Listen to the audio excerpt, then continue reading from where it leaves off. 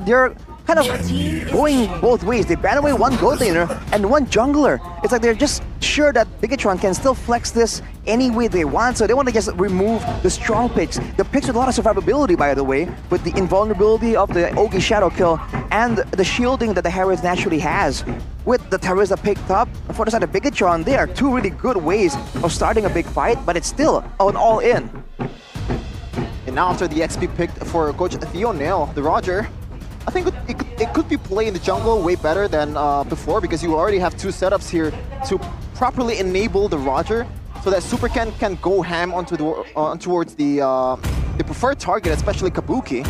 Meanwhile, the two last picks from Team Liquid ID going to be Nolan, I believe, and Barrage. So very tanky XP laner battle here from Super Luke and also Aran. Not really the hero that we usually see from Aran, I gotta say. Yeah, for Aran, usually we see him on the carries, you know, the Paquito, Benedettas. I think sometimes even the Arlet, but we have seen him actually try to transition over to a lot of the utility picks. And if you look at the composition, they are trying to set up for Gugun, and that was one of our major concerns from yesterday's performance. They weren't able to play around Gugun yesterday. They weren't able to set up for Gugun, and this time they have the composition to do it at least, right? So for Bigetron Alpha, do they want to play towards the gold lane now after seeing what TLID's drafts are?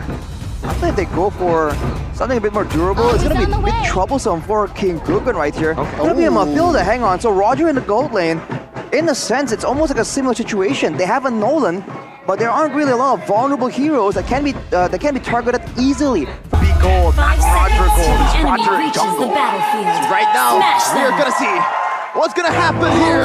The battle of cavalries versus the robots. It is Team Liquid ID versus Bigetron Alpha. Welcome to Mobile Legends. Let's see it, man. Ruby gold for Eman.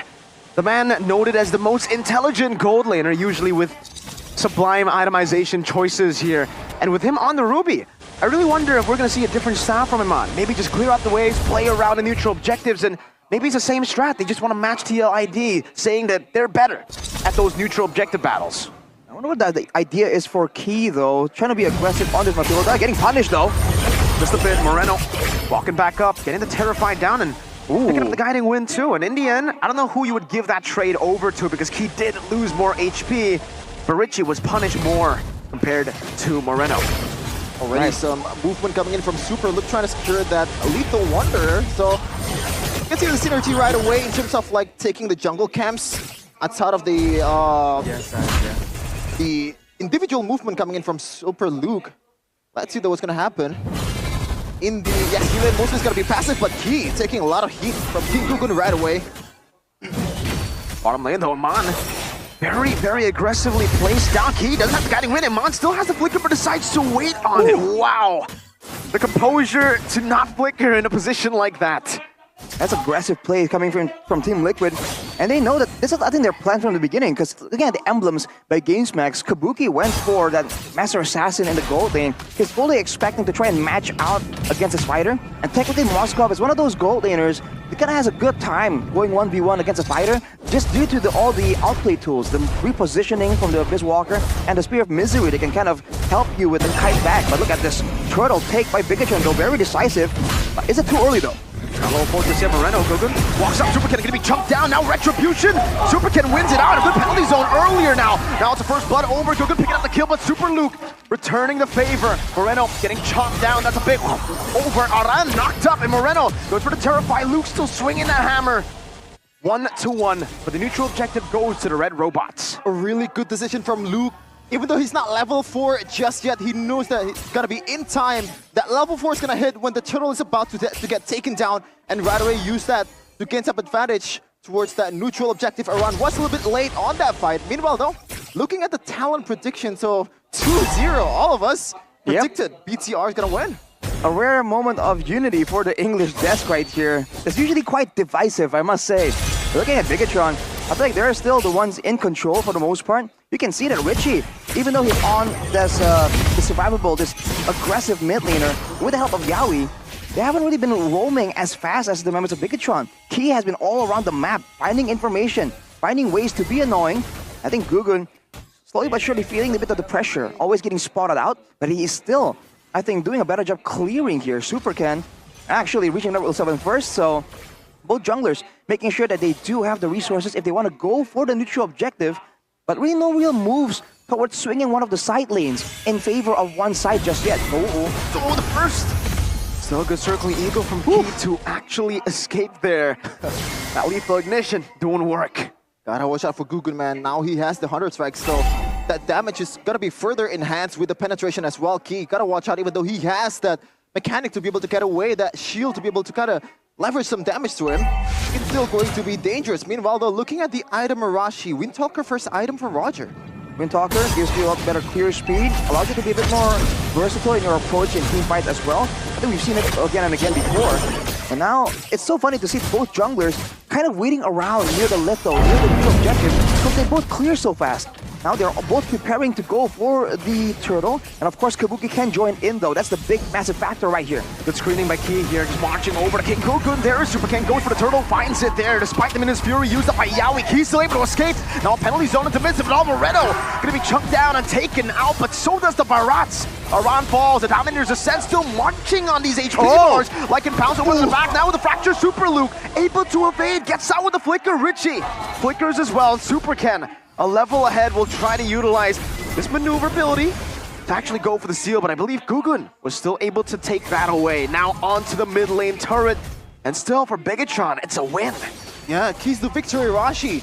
Don't be tunnel vision. I feel like the decision was there just to get the purple buff for King Gugun just like that, because like if you contest and fail at that, the consequences gotta be huge. And they went for it right away. Now they're down about 1k gold lead.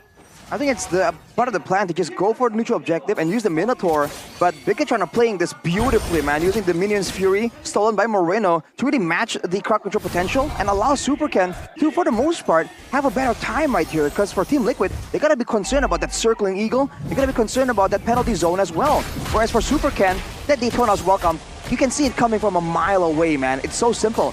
And the way Bigetron Alpha is playing this is almost reminiscent to the old meta, the 1-3-1 meta, because you essentially have two fighters on both sides, they're pressuring, and that allows the Roger to have so many more opportunities. But look at the top side though. Around with a big miss. That was well played still by Super Ken though, because I think even if it connects, Super Ken now chasing the Dino down. The Lycan is better than the Dino. Super Ken up top in a 2v1, no problem. Super Ken said, invest on this, man. Beautiful outplay of fading that ultimate from Aran. That 2v1 gonna come in handy well though. Yaoi brought back the Minions Fury, able to find all of them there as he gets out with a motivation roar. The Dominators are set, the battle of the Johnnies just lasering each other down, but Aman is there to help to make it a 2v1, and Richie, he can't handle the pressure of his own Dominator's descent.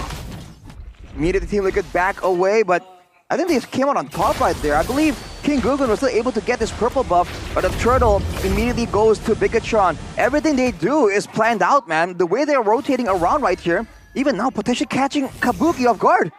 Okay. Oh no, able to use the SOD. Moreno comes in with a Terrify. Good Purify out from Kabuki, and Bigetron just trying to suffocate them. Almost looking at the deja vu right there. Kabuki with the Spear of Destruction finally connecting and gets away from the danger. But so far, Rashi, the neutral objective battle for Bigetron Alpha has been phenomenal. They always set up way earlier, like 5 seconds earlier than TLID. That's why they've been ahead, 2.7k gold lead. I think it's a lot earlier than just 5 seconds, Shevin, but Iman finishes the Sea Halberd as well. So great respect. You were talking about intelligent itemization, Mirko. Goes for the healing reduction against the Minotaur, against the Kabuki on the Moskov as well. A lot of ways to cut down on the sustain here, and Aman makes a play once more. Good, I'm offended over to Aran there. Goes for the missiles, circling Eagle. Over to the top as well, but he gets down now. Super Loop with a penalty zone. But Yaoi with a great re-engage. No! The Barats chomps down over at Super Luke. They still are able to get that kill over. And it's a good trade for Liquid as they defend the tier 1 in the mid lane. Healing the Flash of the Oasis from Yaoi. Beautiful item. And now, they actually get something out of that one, even though the gold lead, it only shrink down about 800 gold lead, but it is a gold swing nonetheless. With King Gugun picking up the Heptaseas now, more burst potential, but the question remains on who? Who exactly is going to be looking for in the midst of these chaotic fights? Especially because the main jungler the main carry from the side of Bigetron, it's gonna be that Roger. And Supercat has been amazing with the positioning. I don't think I've seen him getting grazed by a lot of card control tools just yet. Bigetron seemed to be very intent on taking down this mid tower to really open up the map, open up the jungle for invades as well. But Team Liquid are consolidating on it. They're able to actually save this turret, but they're doing it at a cost of keeping everyone in the mid lane, allowing Bigetron to increase the gold gap just by farming. How do you deal with this? Kabuki, you have limited range, and against this kind of CC, it's really hard for you to pop up or even go front to back and welcome reaching in danger. Great Terrify there as the Bronze goes in for the Death is welcome, but it's only going to be onto Super Key. He's still going to be taken down there, despite the healing. Ken jumps with like and pounce. Great, I'm offended to lock that Dino down. Aran taken out, Spear of Destruction in the back. Kabuki still dealing some damage. A good flicker from Moreno to disengage. Losing a roamer there for the XP. Eman in the 2v1. Look at that healing from Eman. On the marksman, he's great. On the fighter, he's an absolute menace too. It's not just the marksman, as Bigetron Alpha gets the Lord without any kind of contest whatsoever. Up 3k gold lead, and they have all the room in the world to take this mid turret finally. After a few tries, 3 tries, trying to force that one. Ruby gold lane, man, absolutely menacing. The itemization choice as well, man. He went for the War Axe, knowing that he has a bit of protection. He can be aggressive, and he went for the Sea Halberd immediately, so double the healing. And of course, the basic attacks in between the cast of the Donor Wolf King and the slowest from the Ruby actually does a lot of damage, and I think Team Liquid needs to kind of respect that as well. They can't really leave him to his own devices, because he will eventually do a lot of damage, especially against the frontline members like Aran, like Yawi. I think they gotta make sure that they calculate the damage properly, because otherwise, they're probably just getting picked off before they even know it. Again, the Circling Eagle forcing out the Detonus welcome, and just like that, they deny the pickoff potential of the Dino Eman! With I'm offended now, no Detonus welcome, no anti-CC, Aran's just gonna be chunked down under the base turret! Going one tick in, Aran gets the motivation roar to heal up at least to survive. But Bigetron still have a big Lord that's marching up top. Lord marching in the middle though. The passive is already gone as well. BTR Alpha is looking to force this one.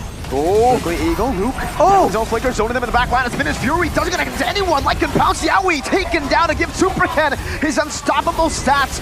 Even with the Dominator's descent, that big HP bar that's so menacing isn't so menacing now. And Mosh trying to tank up the base to its shots for Superken to siege it down. But it's a bit of miscommunication there. Still, for Bigetron, they'll play it clean. They'll back away and play with another wave in the mid lane. Gogun 2 levels down. Another I'm offended. Aran Dominator's descent trying to go for Super Key, who's flying around, but Ken just demolishes him. Now maneuvering up top, Kabuki decides to Abyss Walker forward. And Super Ken's just standing there taking the damage, getting pinned to the wall, but he doesn't care. Not while Key can keep healing him. This good play coming in. Oh, man! Caught by Gogun. That's just oversight from Bigetron Alpha, man. Playing it aggressive. They've been able to get the best out of Team Liquid again and again, especially Key on the Mathilda. I feel like the aggressive pressure of this Mathilda has been severely underrated. The fact that the Circling Eagle is forcing out so many different ultimates, and it's off cooldown so fast due to the Jetta Talisman, due to the Flash of the Oasis. Key is just spamming it again and again, and Team Liquid can't really match the skill usage here, and so they're falling behind. Even earlier, actually landing the Circling Eagle onto Yaoi, who was trying to go for a Minion Fury. Super Luke now with the Winter Crown. Look at his items, man. War Axe, Queen's Wings, instantly to the Winter Crown. He doesn't care about taking in damage. He wants to be aggressive, he wants to sustain back up, and then he wants to waste your time by just going invulnerable. That's the TikTok item, man. When you want to make an outplay, you want to make an outplay, use the Stealth Imps. Yeah. And right now, Bigetron Alpha, as systematic as ever, never forcing the issue. Now they're up with 6k gold lead after a few attempts.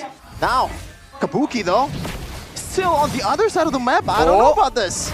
Circling Eagle over to Gogun, knocking him up, but it's all just to buy time. It's all a diversion for Superken to solo the Enhanced Lord. And I would say for Kabuki, it's okay. At this point, they can't go for the contest, so what he can go for is a mirror play in the bottom lane to try to get some turrets, and that he did. He was able to get 2. Moskov pushing on the side lanes, definitely doing it a lot faster due to the attack speed buff that you get from the Abyss Walker. 2 turrets for the sake of the Lord, though. I think it's still very much worth it. Gold advantage at 6k for Bigetron, but they're going to equalize on the 2 base turrets, most likely right here.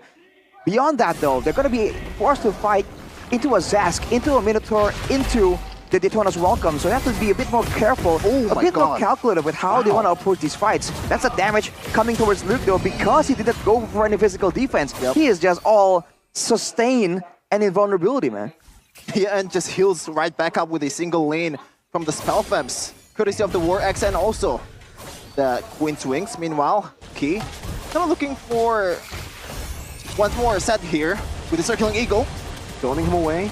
Just trying to isolate these base turrets, and that they were able to do. Just in the mid lane though, as the Lord will be dealt with. Kabuki on it, a run, trying to hold it from getting into that base vicinity. Kabuki with the Abyss Walker forward, and the Purify. Good with the nature to bait it out. Super King gonna be baited with the Lycan bounce there. Luke low, TLID still standing, and Bigetron Alpha struggling to end.